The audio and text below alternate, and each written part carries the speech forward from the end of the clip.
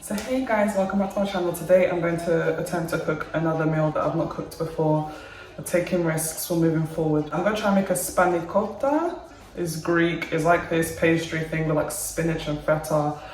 And I've been thinking about it for like the past 2 weeks. So I'm going to attempt to make it. I'm not going to say this is like a recipe thing or tutorial because I don't know how to do this. We're going to go through this journey together. Let me get my ingredients and I'll show you what I got.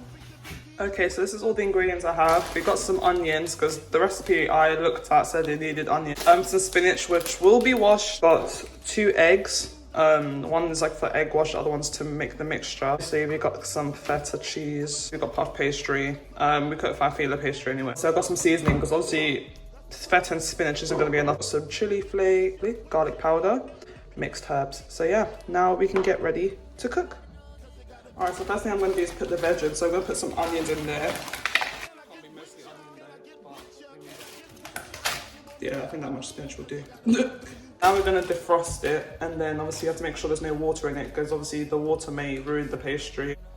Okay, as you can see now, it looks like that because I was squeezing the juice out of the spinach and the onion. Now I'm going to add some of the seasonings. So I'm going to add some chili flakes because you know me, we like a bit of spice. Some garlic. I won't put too much of the garlic because obviously don't want it to overpower the feta.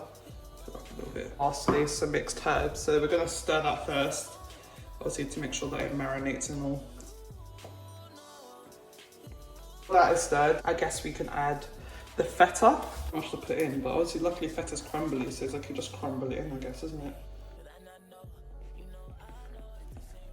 I'm acting like I know what I'm doing, but I don't, so this is going to be fun. Alright, so this is where the fun begins. We're going to add the egg in, so crack open. Oh my god. And we're going to stir that in to bind it all together because this is going to make sure that it's a consistent layer, I guess. As you can see now, it's all stirred in. It looks kind of gross right now though, but I'll just try to smell it. It smells eggy and fettery. Okay, so this is the only tin that I got that I could put the spanakopita in. I'm gonna put baking paper in like underneath it so it can not like stick. Okay, so this is the first layer of the puff pastry. It looks kind of mad. It smells a bit weird as well, but we do. I think which side to put it on. I think I'm gonna put it like flat. Ooh. The flatward motion. I'll make sure I'm going to press it all the way in the bottom so that obviously you can give the layer for this spinach. I'm just deepening this now, like I have no brush to put the egg wash on, so I've got to like pour a wee bit and just spread it with my hands. So basically I've got to do this with my hands because I don't have that brush thingy that would do it for me. So I coated the bottom with egg wash, now I've got to put the filling in there.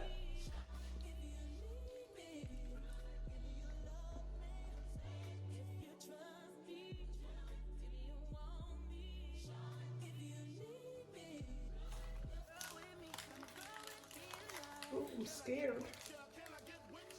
Guys, see how I already messed up here? So I just checked the recipe now. Yeah, it turns out I was meant to use oil as the wash rather than egg, but egg is meant to bind it together and do its thing, so I think it will technically work. I'm meant to cook this for an hour and at 325 degrees.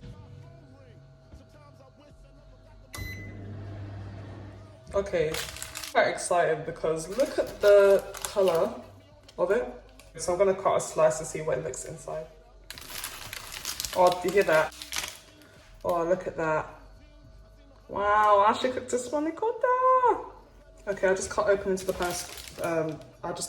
spanakopita, but look how good it looks. Like it's stuffed properly, everything's cooked. That's the end of my video, so thank you guys for watching. Please do like, comment, share, subscribe, spread the word and do whatever you want.